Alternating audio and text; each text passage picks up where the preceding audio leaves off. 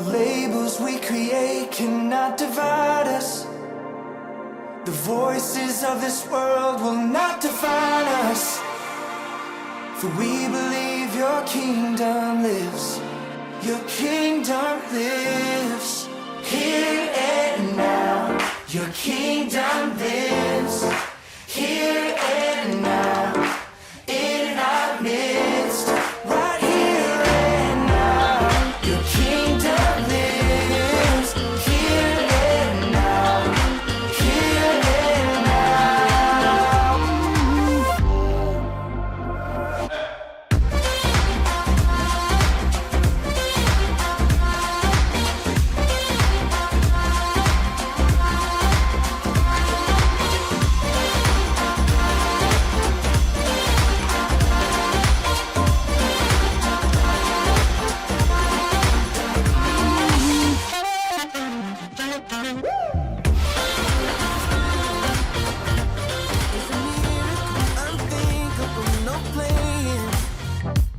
He is when my heart is nothing short of amazing. With the faith on fire out on the waves I'm staying, and I'm not playing. Through it all, I know my God is real. Through it all, He proved it, and I knew it. You move in mystery, it's way more than I'll ever see. I feel you moving me, and I can't get enough. It's more than magic.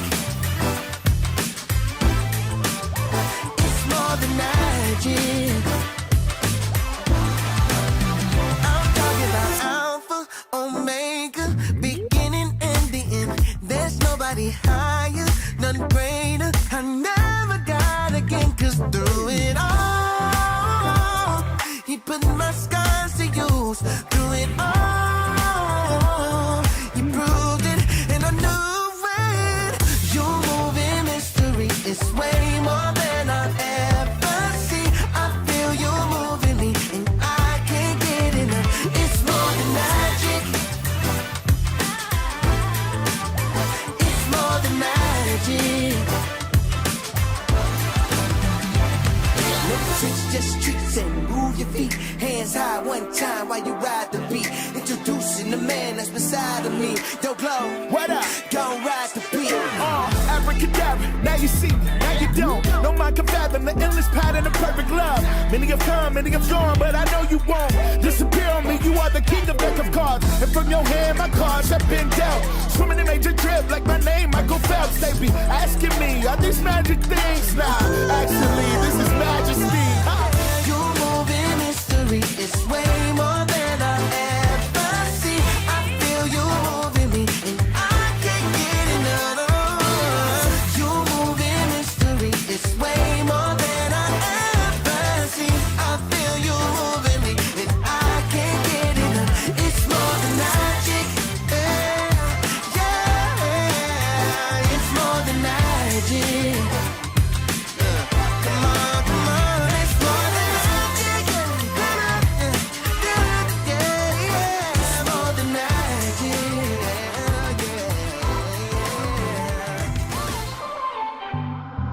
I want to ask you the one thing that's on my mind. Is it too good to be true for all my life? Can nobody love me like you? Can somebody please tell me who? Nobody could love me like you. Nobody, nobody, nobody could love me right through. Nobody, nobody, nobody could. Right through the worst time, you won't leave me high and dry. Love me like you. Nobody could.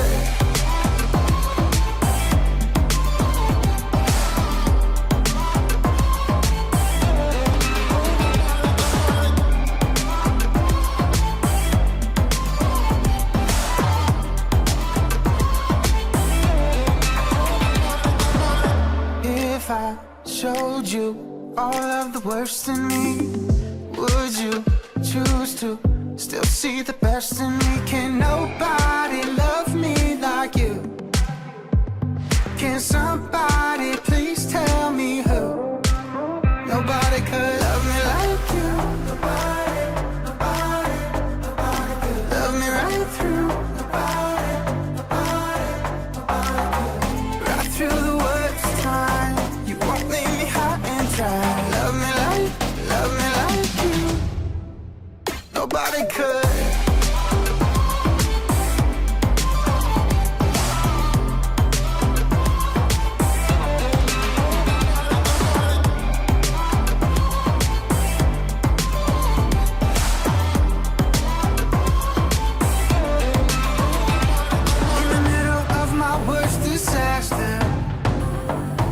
Who would stay by my side without me asking?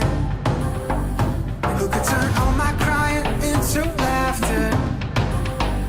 Tell me who could ever love me like the way you do?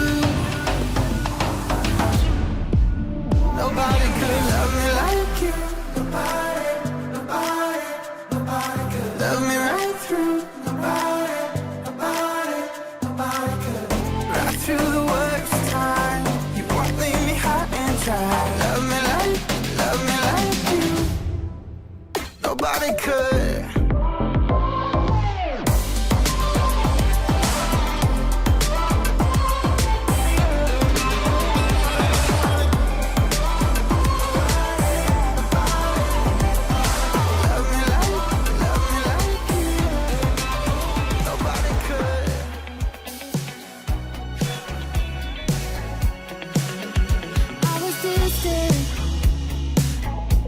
Had a glimpse of life without you.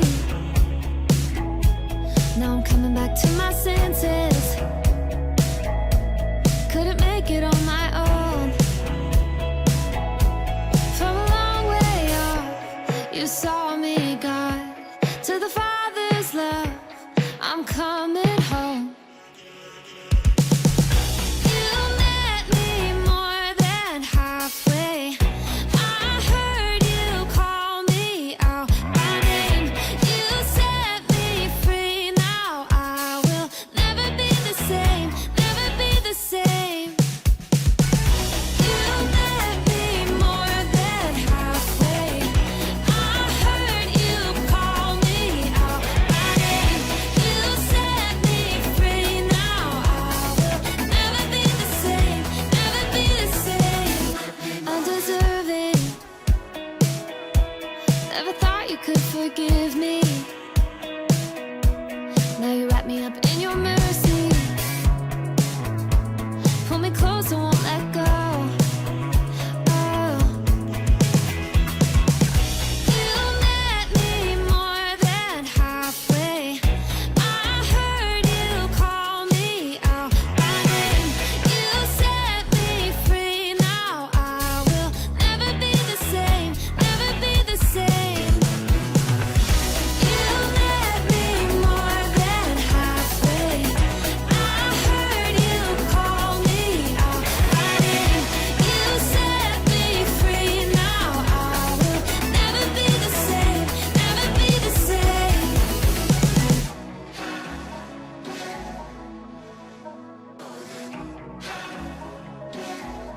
From a long way off, you saw me, God. To the Father's love, I'm coming home. From a long way off, you saw me, God.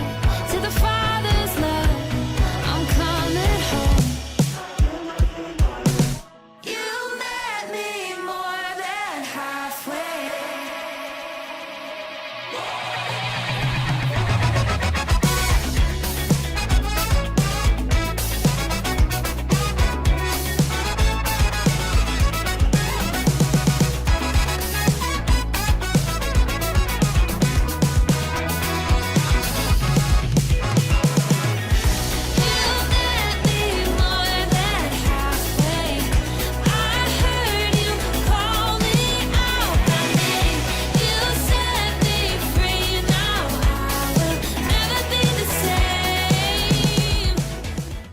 Well, what's up, everyone? My name is Forrest, and I'm the Oak Creek Franklin campus pastor. If this is your first time here, or first time in a long time, I want to extend you a very warm welcome. And during our service today, we'd love to help you learn more about the Ridge, answer any questions you might have, or help you get connected around here. And the easiest way to do that is just send us a text. You can text the word connect to the number that you're going to see on the screen, and we'll send you back a short form, and somebody will reach out to you early this week and answer any questions you might have. Or if you'd like to plug into a conversation right away, I want to encourage you, head over to our Discord server where you can chat and ask questions there as well. Well, over the past 3 weeks, we have been in a series and season that we are calling Bold, Living Beyond Limits. And we've been talking about bold courage, bold generosity, our bold future as a church, and many other things. And there are lots of bold things around us every day. And I was discussing with other people like whether a number of things were bold or not. And so what I want you to do is let you be the judge of these things. So let me know if these are bold or not. How about an overly decorated Christmas house? Definitely not bold in my household. Jalapeno pepper, for me, I think that's pretty bold, especially for my kids to try to eat. How about an engagement ring? Is this a bold engagement ring? What about the Cybertruck? Definitely looks bold to me. And here's the boldest one of them all. Craig Counsell in a Cubs uniform. Very bold for them. Not working out so well so far. Well, no matter if you feel bold or not bold, we are looking to a bold future as a church, when we listen to God's voice and help bring His hope to the community around us. And we'll be talking a lot more about that in just a few minutes. But first, we're going to take some time to connect with God through music. So let's take this time and experience this together as we get ready for today's message.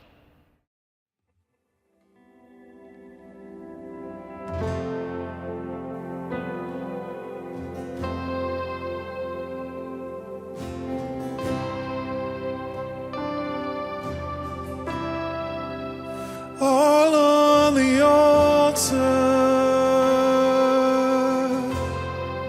surrendered again.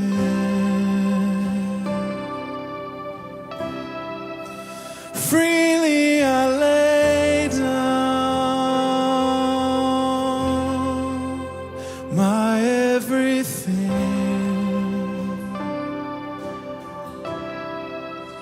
This is my honor, the gift that I bring, and I will be a living sacrifice,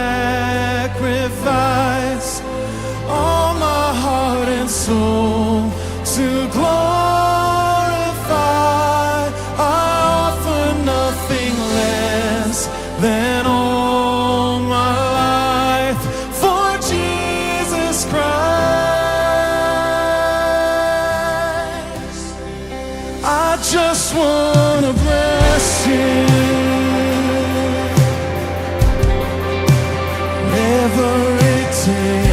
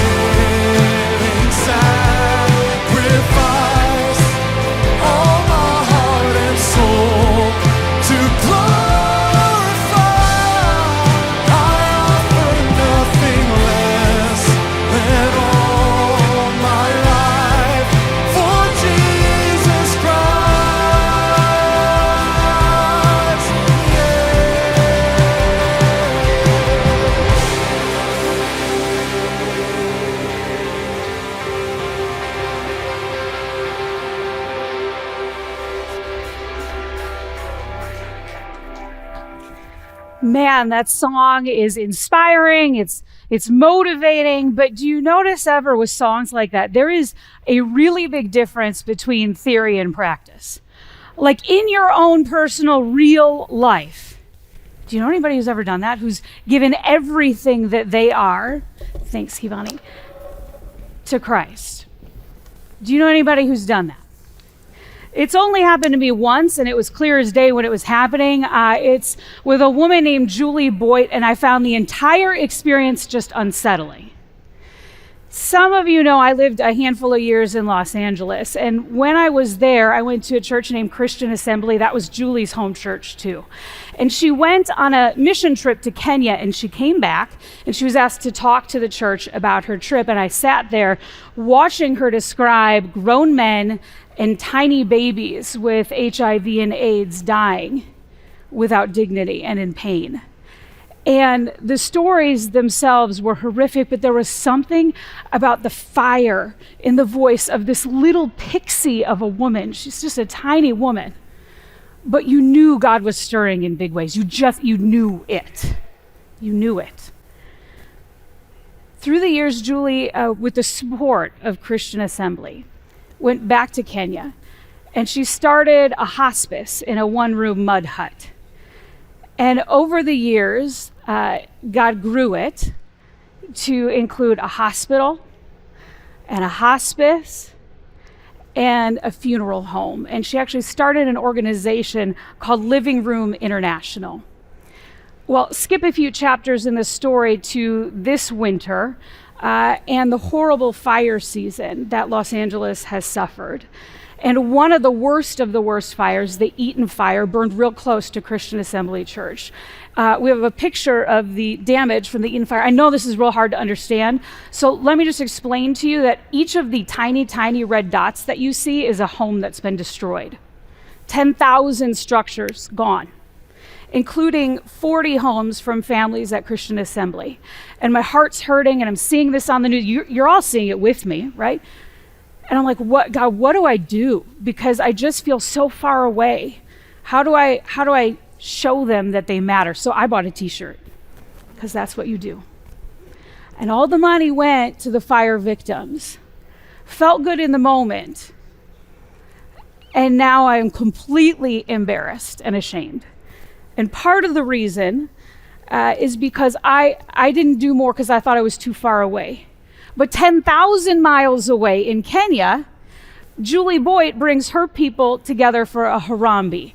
And if you've never heard of this, this is a Kenyan word. It means let's pull together. It's a sacred offering that anybody can be a part of in the community. And the tradition in Kenya goes that when you participate in a Harambee, you weave together your story with the stories of the people you are supporting. This is just a little bit of what Julie wrote about it. She said, God knows that Living Room is a community well practiced in grieving with those who grieve. LA, in this season, we see you and are grieving with you. As our staff and neighbors waited in line to give their 60 shillings or 1,000, a sack of beans or maize, green vegetables, a chicken or a goat, a Swahili phrase kept coming up, sindikaza, to accompany. $5,951 generously and sacrificially given. We are in this together. You know, as my husband Nathan and I have been talking and praying about what our family's bold commitment is going to look like, I keep asking God to give me faith like Julie's. You know, willing to leave everybody, everything she's ever known to go love the least of these like Jesus, the people that he called her to love. Her individual sacrifice led to and fostered a community that's also willing to sacrifice to extreme levels for people they're never going to know, they're never going to meet. Like, who does that in real life? Who does that? What do they know about sacrifice that I still don't know? We're going to come back to that in a minute. First, let me say that our whole goal today is to prepare for what is coming next week. It's a time we're calling Commitment Week. And just like the name says, it's a time where we're all going to come together and we're going to make our bold commitments to God And I think it's going to be a sacred time. So when you come expecting to feel God. Come expecting to see him move and do amazing things. We're going to have fun. We're going to see what our kids and some of our students in the critical generation did as far as making bold commitments. And it's going to be inspiring because you're going to get to hear stories of people who are normally in these seats right next to you and how they have made bold commitments as well. So I don't want you to miss it. But I also understand there's a few people I need to speak to specifically. If you are brand new around here, brand new to church, brand new to trying to figure out who Jesus is and what he means for your life, Commitment Week can seem like a lot. I get it. Let me just say, you are fine to be exactly where you are on your faith journey. There is no pressure here. I actually want to extend a special invite to Commitment Week just for you, because if you're trying to figure it out, I think it's a perfect time to be with us. Commitment Week is going to give you a chance to see what it looks like when people don't just pay lip service to loving Jesus, but they do it with their whole lives. I also want to extend a special invite to those of you who are feeling a little uneasy because the economy or a job situation or your finances in general have just clobbered you. And you're feeling an unhealthy pressure about Commitment Week. Listen, in the scriptures, anytime generosity is taught, it is always taught proportionately. It is not equal gifts, it's equal sacrifice. I want you to be here. I want you to know we are your church. You do not need to worry about anything anybody else is giving. You just go to God and say, God, like in this specific season, what is it that you're asking of me? You do whatever he says, and you don't worry about anything else. Okay, last group I want to talk to is the group you know. Maybe you're always first in line. I don't know. You know that you know what your commitment is going to be. You know it already. You knew it when you walked in the room. For some reason, God has revealed the number. Maybe you have a spouse and you were praying, you both came up with the same one. If that's you, I actually want you to be here early. I want you to be here Sunday night for Advance Commitment Night. It is a sacred night where some of us who know that we're ready are going to pave the way for the rest of the church. And years from now, this is going to be the night that we look back and we go, oh my gosh, you guys, that's when God started to make bold tangible. That's when he started to move. And we're going to have music, and we're going to have prayer. We're going to hear from Mark. We're going to have some guest speakers. Rumor has it there's going to be a chocolate fountain or two and some bold desserts as well. But listen, I want you, if you know, I want you to be there. And if you don't know now, but you do by the end of the night, or you do this weekend, it is not too late. You do not have to RSVP. You just come. You be with us for Advanced Commitment Night. We'll be happy to see you there. I will be there. All right, so if I'm not ready, how do I get ready? How do I know when I'm ready to commit? Well, I want you to think back to the Harambee in Kenya. Okay, how on earth were folks with so little, so ready, so willing to give so much to people that they never met? Well, what those people were doing was living out the legacy of Jesus, because all throughout history, God has called his people to do hard things. Are you nervous yet? Yeah, me too. Me too. All right, we have said bold is a season of us pushing one another. Mark's been pushing us. Oak Creek Franklin, I was with you guys last weekend for an awesome Q&A. You were pushing and making me get better, asking amazing questions. This is my chance to push, shove you just a little bit. But I want you to know that it comes from a place of really feeling God push me throughout the whole preparation process, and then into the bold season itself. So I want to share a little bit of what God's been doing, but it's to show you that your heart is going to look different than my heart, but our end goals are still going to be the same. It's reducing the lostness in our community, more of God's kids found and knowing and loving him. But I got to be honest, in the lead up to bold, God has asked more of me than he has ever asked before. And what he's asking is harder than he has ever asked before. But through it all, I am more sure that he is with me and that he's leading us than I have ever been before. Okay, so my first God push right? It came about a year and a half ago, and the planning for Bold hadn't even started yet. It wasn't an inkling, but we were in budget season, and part of my job as executive pastor is to review the numbers. And when I have to suggest cuts, though, that we get to a zero balanced budget, because that's how we roll around here. And so as I was looking, I remember specifically I had the big spreadsheet on the desk, right? And I was looking at the Ridge Kids numbers in particular, and I was just like lamenting to God. That's my way of saying I was whining. And going, God, I don't know what to do. Because we had enough to meet our needs, we did. But the team had some really cool ideas that would, they thought, bring more kids, more families to Jesus. And I was excited about the opportunity and just kind of whining and complaining to God that it just didn't look like it was going to happen. As I'm sitting there and I'm looking at the spreadsheet, clear as day, I hear him go, "It's your fault." That's super comforting. And I froze it kind of sucked the air out of my lungs. And he said it again, "It's your fault." And I was like, okay, God, try not to freak out. How is it my family gives here, Lord? You know this is part of my job. Like, I have to get us to a healthy budget. What are you talking? He said, "It's your fault. You aren't teaching them what I say about money." Cool, God, but that's hard. You know, try thinking of yourself standing up here or standing in any of our lobbies or standing anywhere, I don't care where, and talking to people about something as sensitive as giving. That is real hard to do. I'm betting the volunteer list for that team would be pretty small, okay? Here's the thing, God's word's real clear on generosity. Mark pushed us a lot on that last week. But the hurt and the awkward that come with bad money conversations, that's real too. And I realized, as God pushed, that I had been chickening out. And by refusing to speak up when he prompted, I removed his opportunity to use me to convict anybody else to do anything different. And so one of the hard things I am learning through Bold is that I need to stand up here and tell you the truth. Bold only works if we sacrifice together. And yeah, I mean financially sacrifice. But remember, it is not equal gifts, equal sacrifice. That was my first push. Then a year ago, God pushed again. And this was during our night of prayer and worship, so about a year ago, January. And I was praying with everybody else. We were praying, we were seated.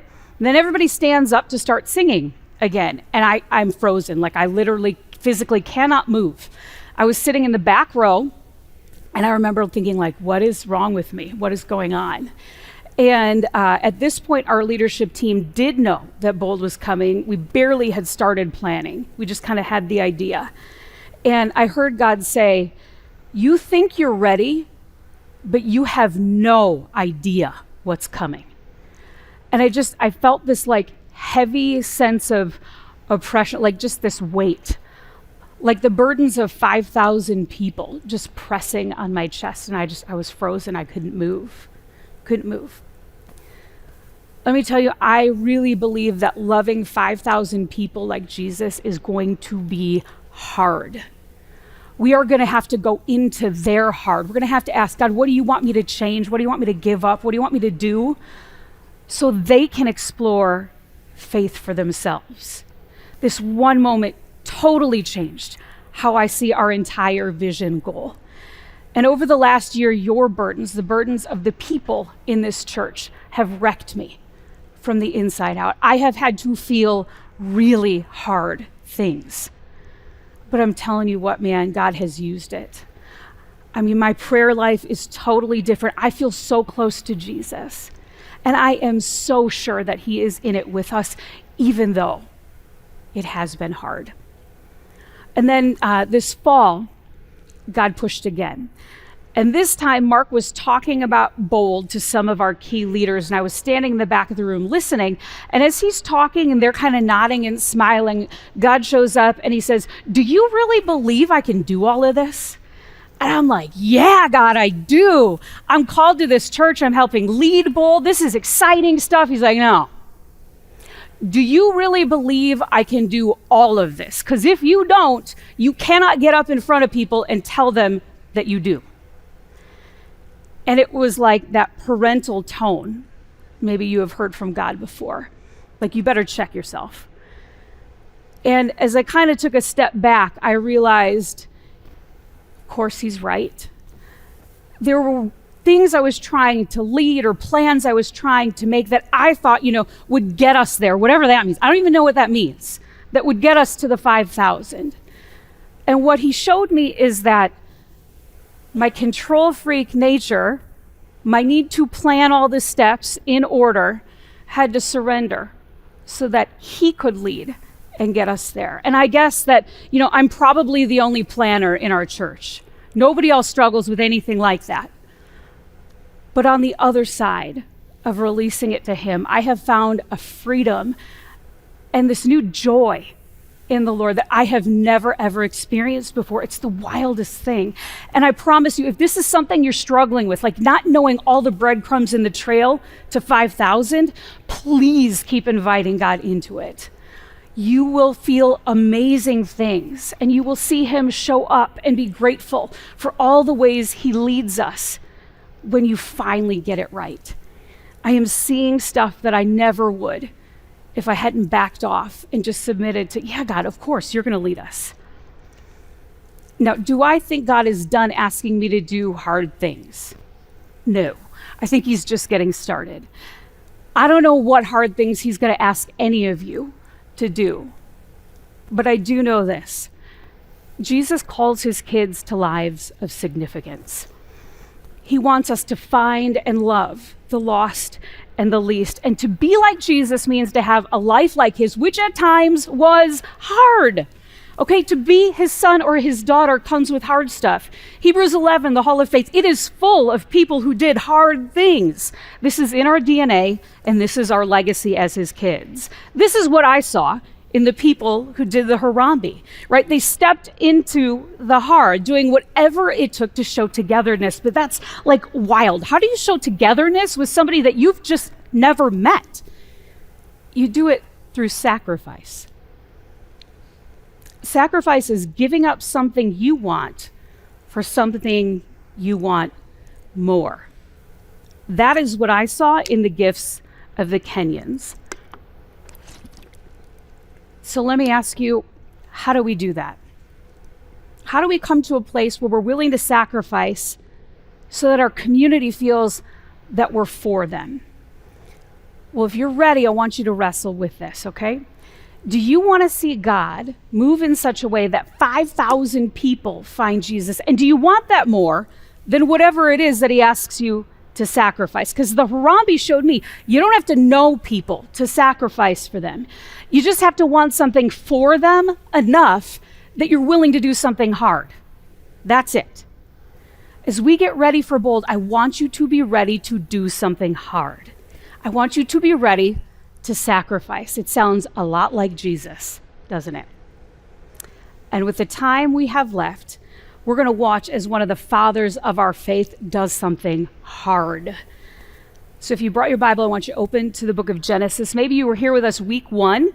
Mark actually introduced us to the story of Abraham, one of the fathers of our faith. God invites Abraham, hey, dream with me. And he casts this picture for Abraham of building a nation through him. Now, at this time, Abraham's elderly. He's like 100. His wife, Sarah's 90. And so nobody understands the logic or how this is actually going to work, but Sarah does have a son. They name him Isaac. His name means God laughs. Not sure if God was laughing with them or at them, given they're 90 and 100 and changing diapers all night. You decide. But if you fast forward to Genesis 22, that's where we read, God wants to test Abraham. He wants to see who is number one in your life. Okay? Not an easy test that he's going to face. In my opinion, this is like the hardest test that anybody could be asked to go through. All right, this is what it says, verse 2. God said, take your son, your only son, whom you love, Isaac, and go to the region of Moriah. Sacrifice him there as a burnt offering on a mountain that I will show you. Anybody a parent in this room? Let me see the hands. Oak Creek Franklin, I know you got a lot of young families. Let's see your hands online. Yeah. I want you to just pause for a second and put your kid's name in that verse. And realize the gut check that gives you. That's uncomfortable, isn't it? Yeah. My son's name is Isaac. This is the Isaac that he is named after. And every time I try to read this out loud, it is a gut check for me. Because it seems like lunacy that a loving God would ask this of Abraham. But you have to understand that in the culture back then, human sacrifices were not uncommon. Okay, you'd actually have people that would sacrifice their kids as a way of getting like good luck from some gods. So Abraham, he's going to know he's got to start wrestling with the reality of what's being asked of him.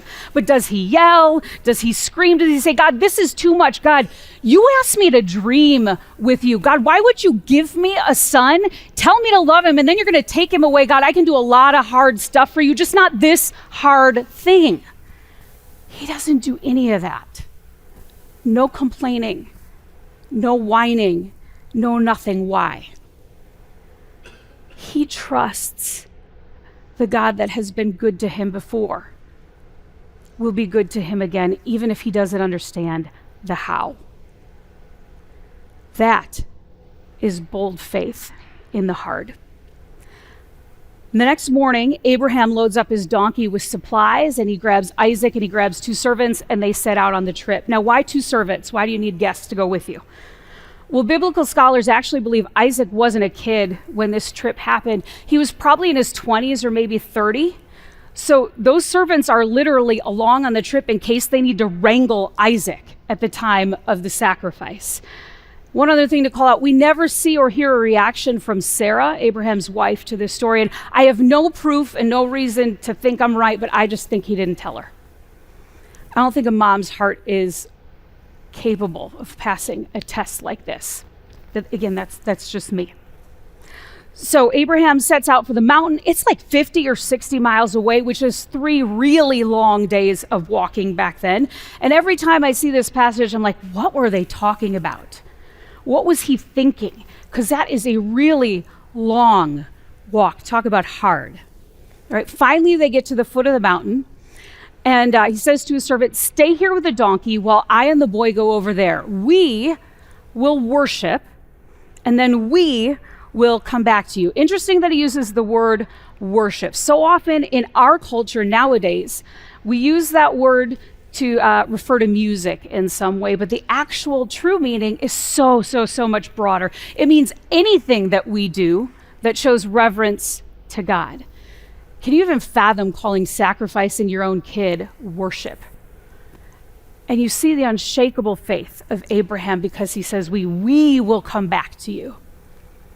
Right? He's willing to do the hard thing and to sacrifice, but he is still holding out hope for a miracle from his loving God.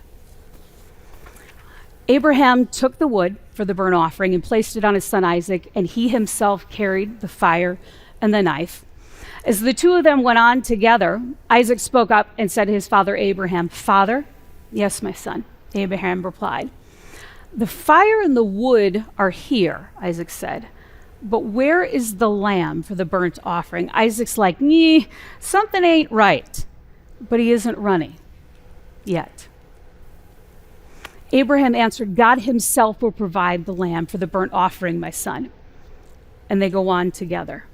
There again is Abraham's belief in a loving God, even in the hard and in the middle of an unbelievable sacrifice. He is rock solid in his faith and devotion to a God who has always been good to him. Just a side note so you understand the significance of what's being asked here. There were 5 kinds of offerings that the people of Israel would make to God.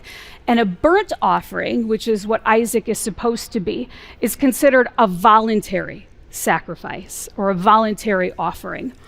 Burnt offerings were done to express thanks and devotion and commitment to God. God saying, I want to be number 1. I want to know that you really see me as number 1 in your life, Abraham. He's asking him to commit. So the father and son, they get to the top of the mountain, and the next step for them would be building an altar. And we have a picture of an altar, and I know it's kind of crude. This isn't the altar. It's just to give you an idea. They would have gotten to the top of the mountain. They would have had to kind of pile some stones that they would find together to build a structure. It kind of looks like, we would say, a table, right? Maybe even a picnic table outside, or a rough guess at that. But then on top of the stones, they would place the wood that they brought with them to the mountaintop. So you have another layer that goes on top of that. And then on top of that would be whatever animal you were sacrificing. So scripture tells us that Abraham tied Isaac up and placed him on the altar. Let me just tell you, there is no way a 100-year-old dude ties up a 30-year-old guy, let alone places him that high up on top of an altar, unless that young man is a willing participant. What does that tell you about Isaac's faith? And what does it tell you about Abraham as a father who taught his son who God is? Unbelievable sacrifice. And just as the moment that we don't want to happen is about to happen, right? Just as Abraham is taking the knife to kill his son, God sends an angel to interrupt all of it. Abraham, Abraham, here I am. He replied, do not lay a hand on the boy. This is the angel talking.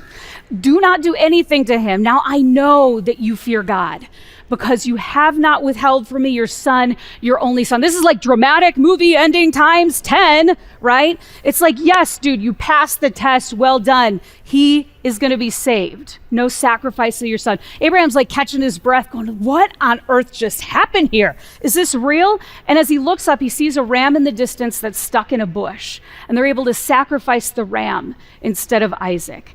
And just as his nerves have got to be totally shot, God calls again. If it's me, I'm sending God to voicemail, because I had enough for one day, sir. But he answers, and thankfully it's better news this time, right?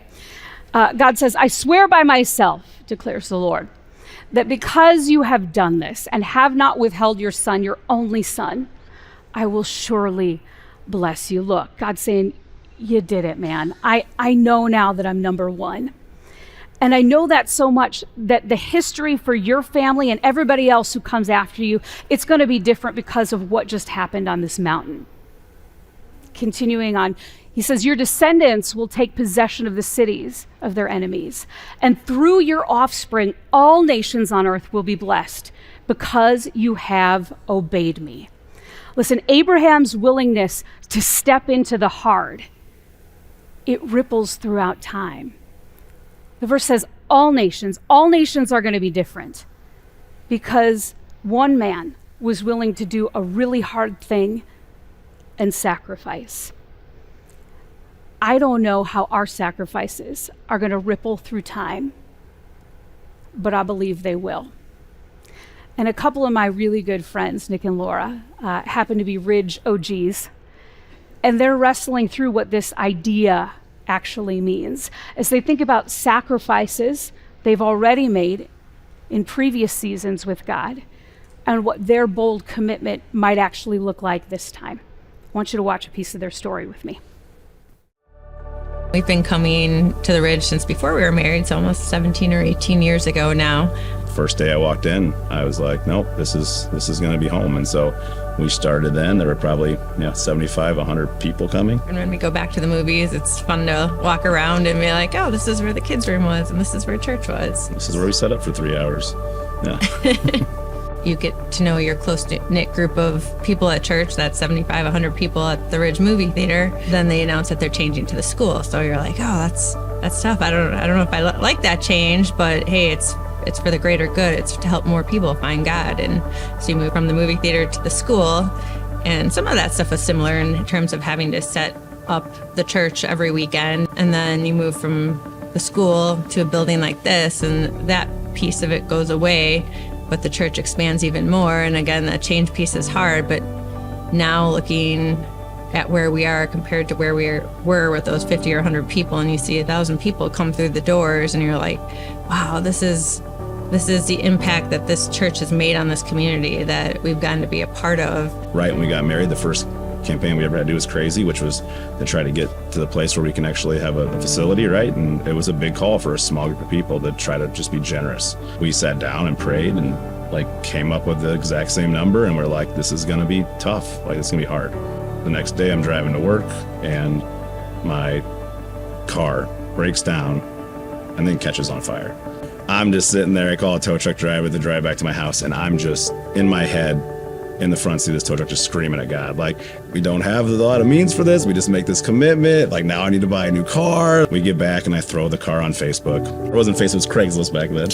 Craigslist, and the first response I get, I respond to. There's 20, I just pick one, and a guy shows up and he offers me straight up, he's like, yeah, you're good, you can have it. Oh man, thanks, here's all the stuff that's wrong, that's fine. And he's like, man, do you guys go to a church? I want to tell you about this church. It's a church it's called The Ridge. And I was just like, you gotta be kidding me. He's like, in fact, I'm buying these cars because I flip cars and everything I make off of, I'm giving to this new campaign. We're trying to buy a church home. And I was just like, all right, God. I went back upstairs and I just got down on my knees and I was kind of crying. I was like, all right, I get it. You are faithful and you're gonna do something. And it all worked out. In the moment, you can't understand what's happening, and then you just see God working behind the scenes, and it's so powerful, and it just reinforces your faith even more. Now that that's kind of front and center again, we're thinking about those things.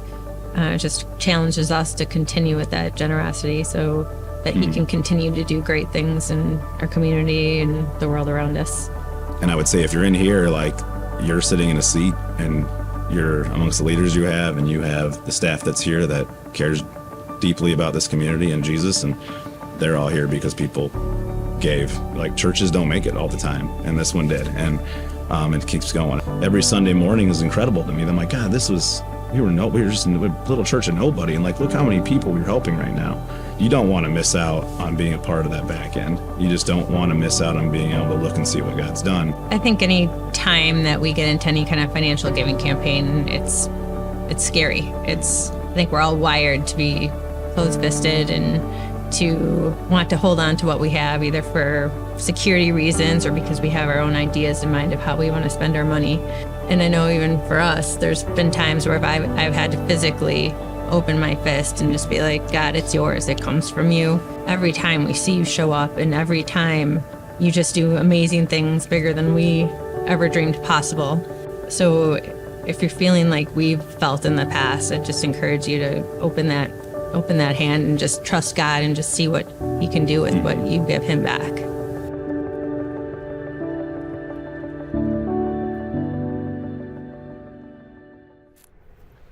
I have known them a really long time. I did not know the car story. They are super humble. I love them dearly. But I love at the end where they're like, God, it's yours. Whatever it is, I don't know what it's going to be for you, but can you see yourself putting it on the altar, God? Whatever it is, whatever I've got, it's yours anyway. You can ask for it. Can you give Him that permission? Because as a church, we are at a bold Harambe moment. Right? A time of pulling together where we're trying to weave our stories to the stories of 5,000 people. Some we're going to know, some we never will. Some we never will. But we can't go back because God has made His call on this church crystal clear. We aren't going to ask Him to change it. Right? We can't pretend that we didn't hear Him speak. It's our turn to follow the legacy of the followers of Jesus who have come before us. We do hard things, even sacrifice. So as you wrestle, you need to ask, hey, what is God calling you to lay on the altar to show your love for Him? And my bet is if you have the guts to ask it, He's going to make it clear to you. And some of you, you're going to know right away what you need to put up there. You're like, my entertainment fund. Totally that.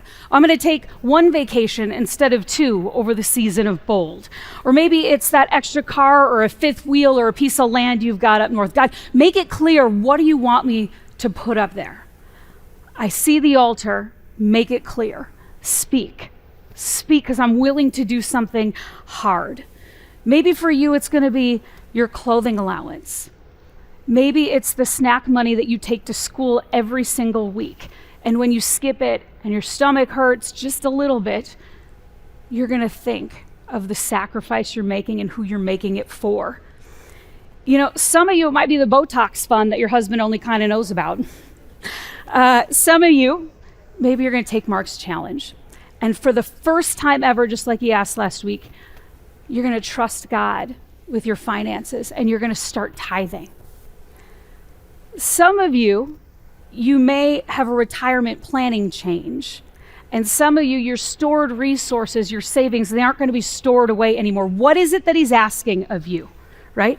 What does he want you to lay out before him? Put it all on the altar. Can you do that? Can you get to a place in your mind where you make it his and let him speak to you and give you the answer? Because I promise you, whatever it is, he is going to use it to change you. Abraham was not the same after the mountain. Isaac wasn't the same after the mountain. We are going to feel different. We're going to feel connected to our Savior Jesus, who sacrificed himself for us. Our ability to sacrifice is us following in his footsteps. It is an honor. It is a privilege. And listen, I have so much guilt over this shirt. And it's not about the fire victims. I love and care about those people deeply. But more than that, it's the fact that I gave God the stiff arm. I knew he was asking more of me. And I told him, no, I do not want that for you. Not with something this significant. Please let him tell you what it is that he's asking of you in this moment. Please let him train you and convict you through this bold season. And if you're still stuck and you're wrestling and you're struggling and you don't know what it is, we're your church, we're here for you. We've put together a list of some very pointed questions. You can scan the QR code on your chair, you can scan the QR on your bold book, but be ready to do hard things. And when you want to quit halfway through those questions, and I know you're going to want to quit, commit to making it all the way through, because we do hard things. You know, if sacrifice means giving up something that you want for something that you want more, really the bottom line today is that you got to wrestle with something that Mark teed up for us every single week. We're going to keep wrestling now. What do you want more of? Have you gotten to a place where you can answer it? You want more lost people found? Do you want more kingdom impact? Do you want more God in your own life? Let us be people who are willing to make bold commitments and to sacrifice with confidence, knowing God is going to use those to change us and to bless other people, because we're going to the 5,000.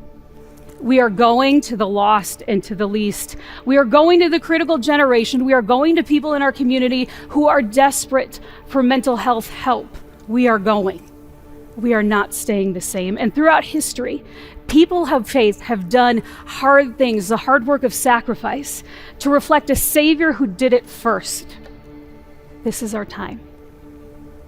And as we end today, I'm going to pray over you, but we're going to do something a little different. So would you stand, please? You know, every week we've been singing a song, an anthem for this series called More Than Able. And when our team found it, my heart stuck on some of the lyrics, and I actually want to pray some of them over you. But here's the thing, my hope and my prayer for you is that after this moment, every time you sing this, you will never be the same. Can you let God use this moment to change you?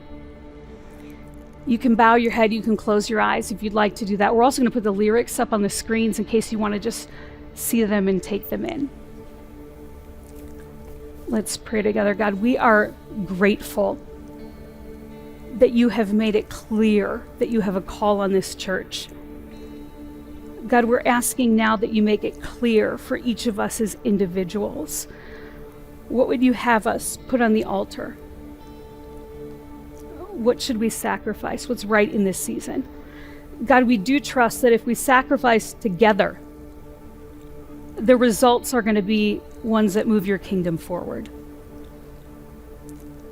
Can you imagine, can we dream with God just like Abraham? With all the faith in our rooms, what the Lord can do. It's going to be stuff we've never seen before. What is he going to do? I don't know, but we are so ready to find out. It's going to happen. All we have to do is let the Waymaker through, let Jesus lead. because we believe he is going to move. He's going to move us to unshakable faith. He's going to move in ways we never imagined. Anything is possible. It's possible for us, for our families, and for our ones. Anything is possible for our communities. Anything is possible, even awakening. God, we believe that you love your kids in Southeast Wisconsin enough to do stuff we haven't even dreamt of yet. So who am I to deny what the Lord can do? Amen. Our bands are going to give us a chance at both of our campuses to let these words sink in. As they come and they sing, I want you to sing with them, and I want you to own these words like you never have before. Let's sing.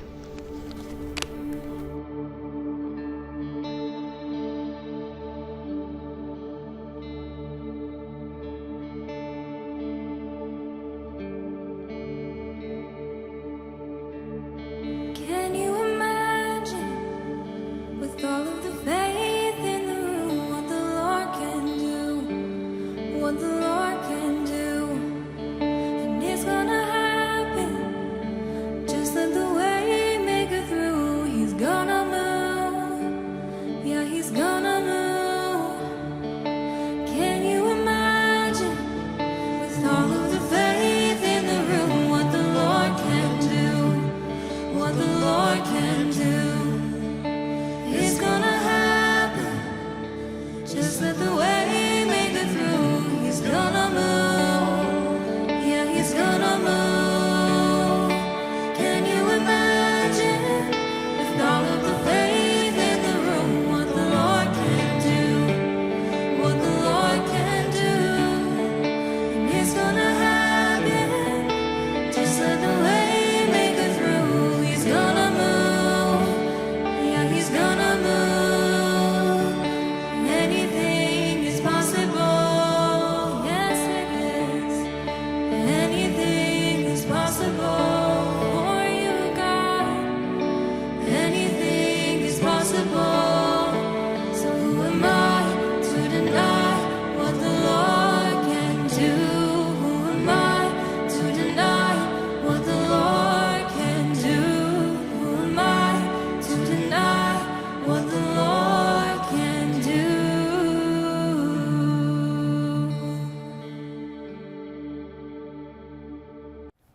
Throughout this series, we've been singing a song called More Than Able.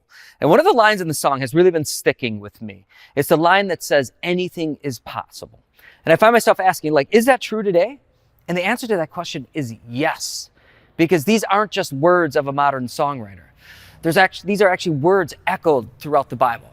The prophet Jeremiah, he proclaimed, nothing is too hard for your God. The Old Testament character Job, he said, God, I know you can do all things. And the Apostle Paul said, if God is for us, who can be against us? And Jesus reminded his disciples in a conversation. He said, with man, this is impossible, but with God, all things are possible. See, these words remind us that things that seem overwhelming actually can come to be. That my one can actually believe and take steps towards Jesus. That the needs of our community can actually be helped when God's people move. That 5,000 people can find Jesus by the end of 2030. That a bold move of God can begin with us right here, right now. And that's what the season of bold is all about. See, it reminds us that as we believe boldly in God, he shows up boldly for his people. And our community will forever be changed. It is possible because with God, all things are possible. And we know that God is the one who does the heavy lifting, but we have our part as well. And we know that bold and many other things that happen around the Ridge happen in part when we give generously to the vision that God has called us to as a church. So if you're our guest today, please just be our guest, but we're going to take some time to give towards to that vision right now. You can do that by following the link on the screen. And let's do this together, and then I'll be right back.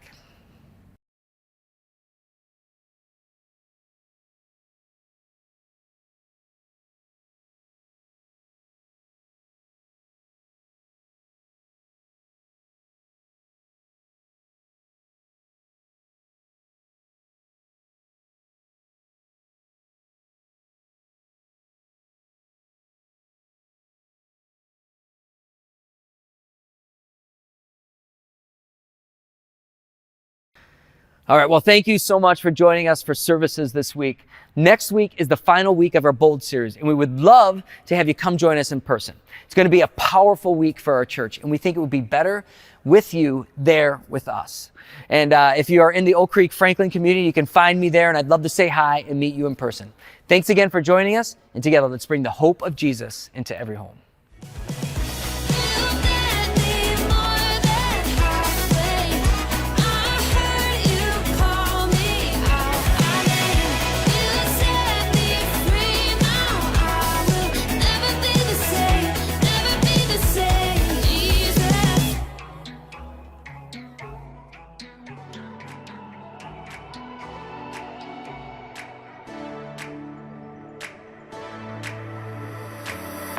You don't walk away, it's not who you are.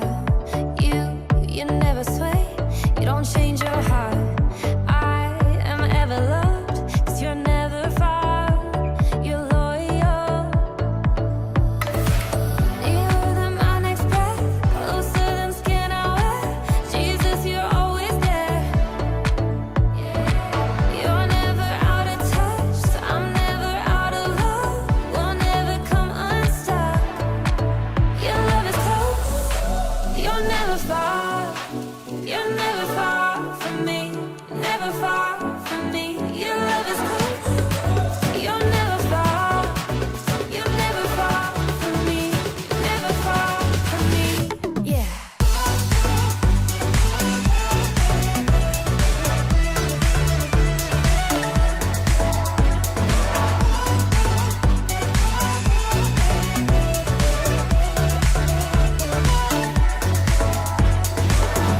Oh, I hang my heart on the words you spoke. Most of all I want, oh, I want you close. God, I'm ever yours. It's not a fickle trust, 'cause you're loyal. You're the my next breath, closer than skin I wear. Jesus, you're always there. You're never out of touch, so I'm never out of love. We'll never come unstuck. Your love is close, you're never far. You're never far from me, never far from me. Your love is close, you're never far. You're never far from me, never far from me. Yeah.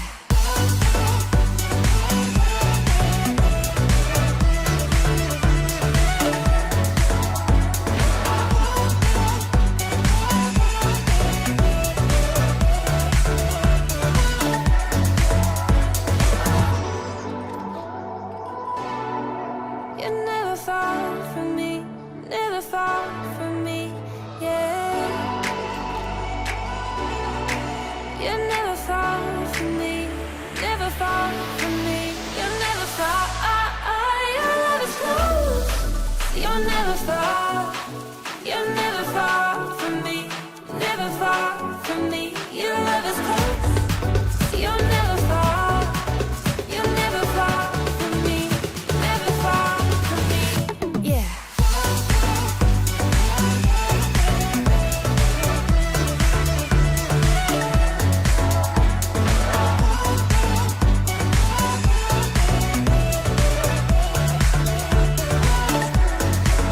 Your love is close. You're never far. You're never far from me, never far from me. Your love is close. You're never far. You're never far from me, never far from me.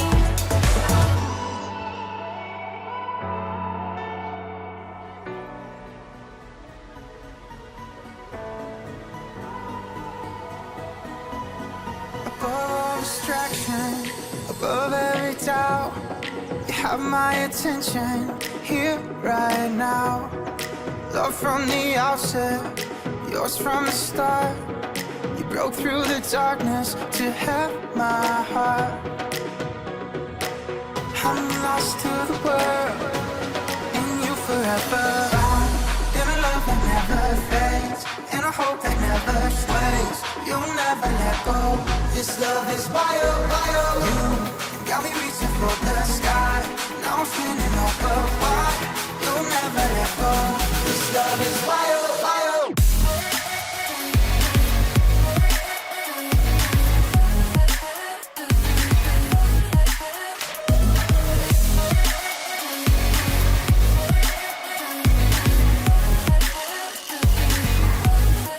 breaking the silence with heavenly sound, louder than thunder, shaking the ground. When fear comes to find me, I will be found here in your presence. Your freedom is now. I'm lost to the world, in you forever. Found in a love that never fades, in a hope that never sways.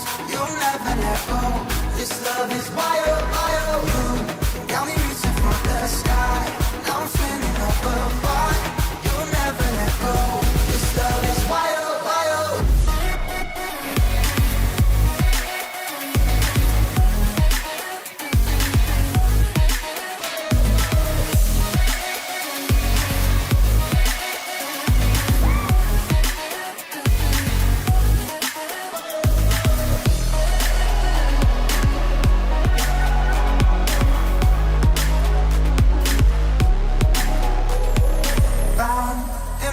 Never fades, and a hope that never sways. You'll never let go. This love is wild, wild. You got me reaching for the sky. Now I'm spinning over wide. You'll never let go. This love is wild, wild.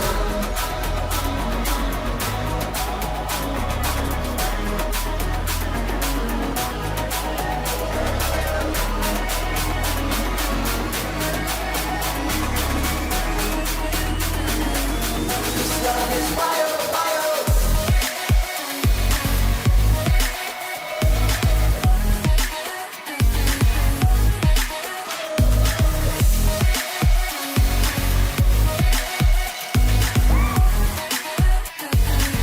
This love is wild, wild.